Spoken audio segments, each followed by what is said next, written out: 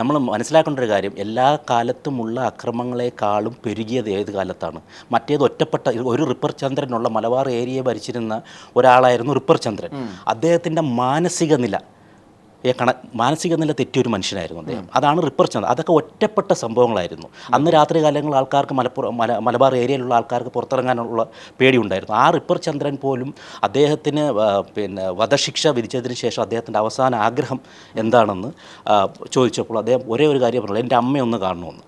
ഈ അമ്മ കാണാൻ ജയിലിൽ ചെല്ലുകയും ഇയാൾ അമ്മയുമായിട്ടുള്ള സംവാദത്തിനിടയ്ക്ക് അത് അഴിയിൽ കൂടി ജയിലിൽ നിന്നുള്ള കാഴ്ചയാണ്. അപ്പം അമ്മ ഇങ്ങനെ കെട്ടിപ്പിടിക്കുന്നുണ്ട്, ആ ജയിലിൽ അഴിയിൽ നിന്ന് കെട്ടിപ്പിടിക്കുന്നു. കുറച്ച് കഴിയുമ്പോൾ അമ്മ ഉറക്കം നിലവിളിക്കുന്ന സൗണ്ട് കേട്ടാണ് വാർഡൻ ഓടി വന്ന് പിടിച്ചപ്പോൾ അമ്മയെ കൊല്ലാൻ ശ്രമിക്കുകയാണ് അയാൾ.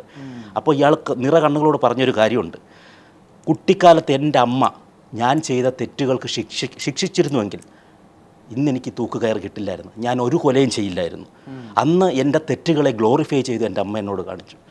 അന്ന് ഞാൻ സ്കൂളിൽ നിന്ന് എൻ്റെ ക്ലാസ്സിൽ നിന്ന് ഒരു പെൻസിൽ മോഷ്ടിച്ചുകൊണ്ട് വന്നാലോ അല്ലെങ്കിൽ ചെറിയ ചെറിയ തെറ്റുകൾ എൻ്റെ അമ്മ അതൊന്നും എൻ്റെ അടുത്ത് നെഗറ്റീവായിട്ട് പറഞ്ഞു തന്നില്ല. അതൊക്കെ നല്ലതാണെന്ന രീതിയിൽ പ്രോത്സാഹിപ്പിക്കുകയാണ് ചെയ്തത്. ചെറിയ ചെറിയ കള്ളങ്ങളെയൊക്കെ അങ്ങനെ ചെറുതിൽ നിന്നാണ് വലുതിലേക്ക് വന്നത്.